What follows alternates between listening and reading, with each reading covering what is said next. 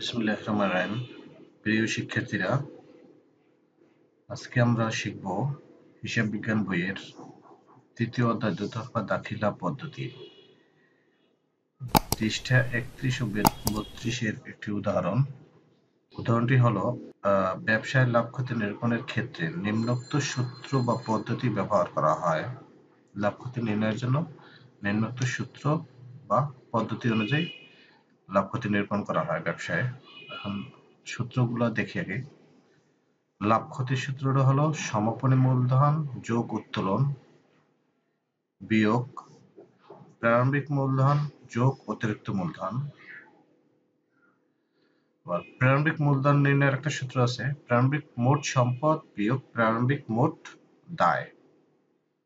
সমাপনী মূলধন নির্ণয়ের সূত্রটি হলো সমাপনী মোট সম্পদ বিয়োগ সমাপনী মোট দায়।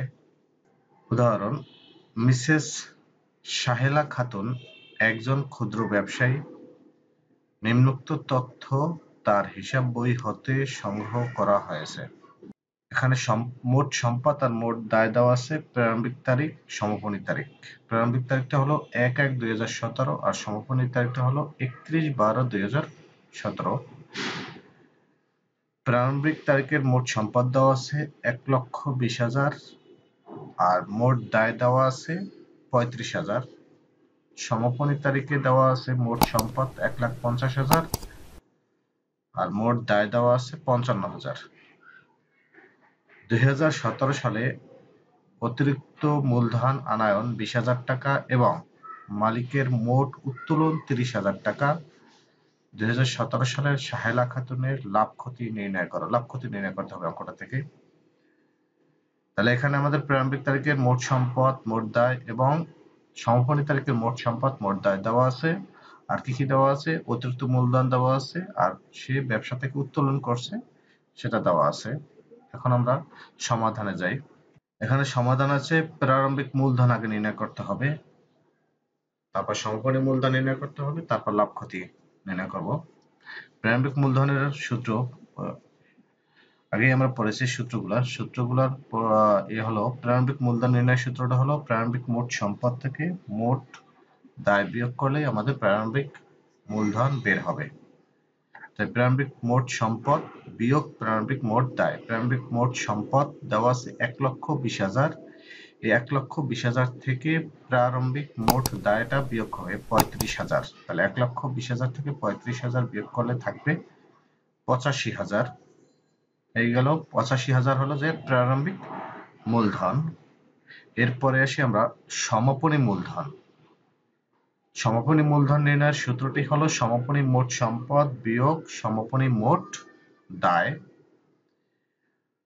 তাহলে আমরা উদাহরণের তথ্যে দেওয়া ছিল সমাপনী মোট সম্পদ দেওয়া ছিল 1,50,000 আর সমাপনী মোট দায় দেওয়া ছিল 55,000। তাই 1,50,000 থেকে মোট সম্পদ থেকে মোট দায়টা বিয়োগ দিলে আমাদের সমাপনী মূলধনটা বের হবে। তাই মোট সম্পদ হলো সমাপনী 1,50,000 আর সমাপনী দায় হলো 55,000। তাই 1,55,000 থেকে 1,50,000 থেকে 55,000 বিয়োগ করলে থাকবে 95,000। এই গেল আমাদের প্রারম্ভিক মূলধন এবং সমাপনী মূলধন বের করার পদ্ধতি। এরপরে আসি আমরা লাভ ক্ষতি নির্ণয়। আমাদের প্রশ্ন চেয়েছে লাভ ক্ষতি নির্ণয়, তাই লাভ ক্ষতি নির্ণয়ের আগে আমাদের সমাপনী মূলধন আর প্রারম্ভিক মূলধন প্রয়োজন ছিল, সেজন্য আমরা বের করে নিয়েছি আগেই। এখন আমাদের লাভ ক্ষতি নির্ণয়ের সূত্রটা হলো সমাপনী মূলধন যোগ উত্তোলন, মানে সমাপনী মূলধন যেই টাকাটা বের হয়েছে ওইটার সাথে উত্তোলন যোগ করতে হবে। যোগ করার পর যেটা হবে সেটা থেকে বিয়োগ করতে হবে প্রারম্ভিক মূলধন যোগ অতিরিক্ত মূলধন। তাহলে প্রারম্ভিক মূলধন আমাদের যে টাকাটা বের হয়েছে ওই টাকাটার সাথে অতিরিক্ত মূলধনটা যোগ করলে, যোগ করার পর সমাপনী মূলধন যোগ উত্তোলন যা হয়েছে তা থেকে বিয়োগ করতে হবে। তাহলে আমরা আসি, সমাপনী মূলধন আমাদের বের হয়েছিল 95,000 যোগ উত্তোলন সে করেছে 30,000। এই দুইটা থেকে বিয়োগ যাবে প্রারম্ভিক মূলধন বের হয়েছিল 85,000 যোগ অতিরিক্ত মূলধন সে বিনিয়োগ করছে 20,000।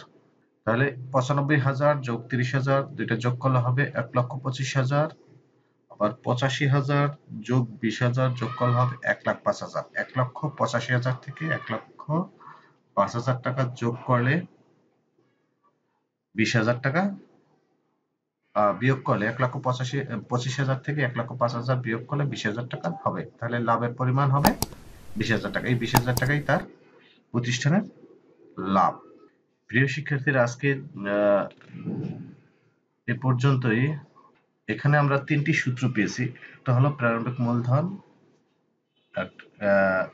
আরেকটা হলো সমাপনী মূলধন, আর লাস্ট হলো লাভ ক্ষতি। এই 3টি সূত্র একদম মুখস্থ করতে হবে। মুখস্থ করে যে তথ্য দেওয়া থাকবে তাই সূত্র অনুযায়ী সূত্রের সাথে বসে অঙ্কগুলো করতে হবে। আজকে এ পর্যন্তই। সবাই ভালো থাকবে। আল্লাহ হাফেজ।